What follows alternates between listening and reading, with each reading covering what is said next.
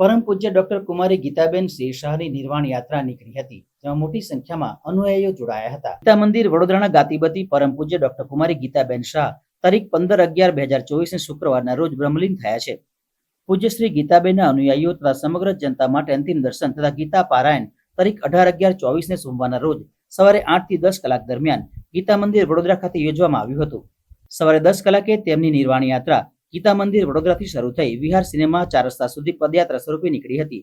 ત્યારબાદ તેમની અંત્યેષ્ટિ માટે રથ પ્રસ્થાન વિહાર સિનેમા માર્ગ 4 રસ્તા થઈ ઓરસંગ ઘાટ કન્નડી મુકામે પહોંચી પરમ પૂજ્ય 1008 મહામંડલેશ્વર શ્રી સત્યાનંદજી મહારાજના પરમ સાનિધ્યમાં અગ્નિ સંસ્કાર સંપન્ન થશે.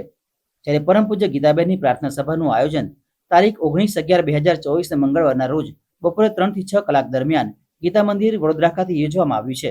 મોભી અને વડોદરાના જેને કહેવાય કે એક સેવાકીય પ્રવૃત્તિઓના પ્રણેતા કર્મણ્ય વાધિકા રસ્તે માં ફલેશુ કદાચનના જે ચરિતાર્થ કરનાર ડૉક્ટર પૂજ્ય ગીતાબેન શાહનું જે બ્રહ્મલીન થયા છે એના વિશે જે હવે જે આગળની એક રૂપરેખા છે એના માટે આપ સૌને અહીંયા આવ્યા એ બદલ આપનો આભાર.